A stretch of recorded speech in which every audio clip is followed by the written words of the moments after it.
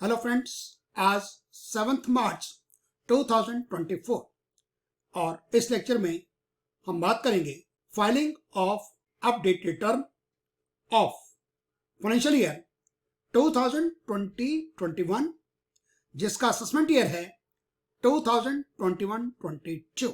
31 मार्च 24 के बाद income tax department और वो बात होगी कि जो आपने रिटर्न फाइल की फाइनेंशियल ईयर 2020-21 1 अप्रैल 2020 से लेकर 31 मार्च 21 तक की इनकम और वो डेटा आपके फॉर्म 26A से मैच नहीं कर रहा, आपके टेस्ट से मैच नहीं कर रहा, आपके AIS से मैच नहीं कर रहा। आपने इनकम कम दिखा रखी है जबकि AIS में एनुअल इंफॉर्मेशन स्टेटमेंट के अंदर इनकम ज्यादा है। आप अभी भी वक्त है, इसको आप चेक करें।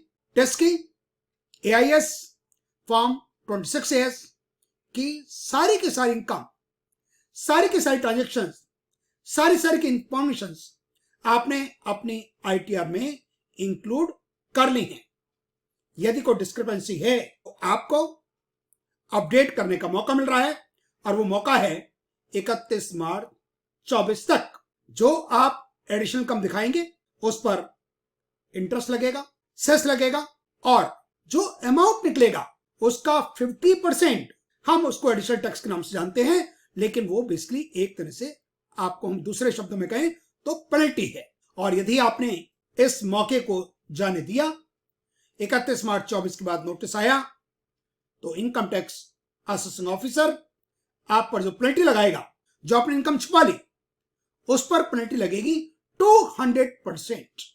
अभी आपका काम 50% में हो रहा है। इस केस में total income 19,46,057 updated income tax term के हिसाब से हमने ओरिजिनल टर्म टाइम पर फाइल कर दी थी और जो टैक्स निकला नॉर्मल इनकम पर और स्पेशल इनकम, क्योंकि इसमें हमारा शॉर्ट टर्म कैपिटल गेन था। टोटल टैक्स बन जाता है इंक्लूडिंग एजुकेशन सेस के साथ 2,48,116। हमारा TDS कट गया 63,188, 1,84,928 हमें पे करना था। हमने रिटर्न तो टाइम पर फाइल कर दी। बीइंग सीनियर सिटीजन 234A का इंटरेस्ट नहीं लगेगा, लेकिन B का और C का इंटरेस्ट लग गया क्योंकि इसमें बिजनेस प्रोफेशन की इनकम भी थी। इंटरेस्ट लग गया 66,866।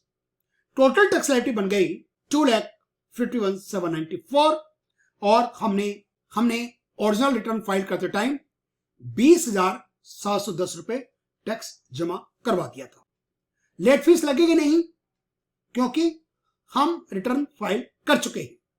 यदि रिटर्न फाइल ना की होती तो लेट फीस भी 5,000 रुपए लगती।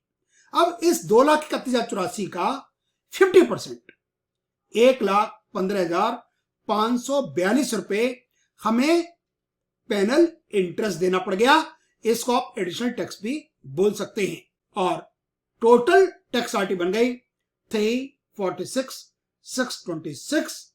हमने राउंड फिगर 3,47,000 जमा करवा दी। ये हमने रिटर्न फाइल की थी 27 जनवरी 2024 को। Net amount payable 3,47,000। Are you filing the update return during the period between 12 to 24 months from the end of relevant assessment year?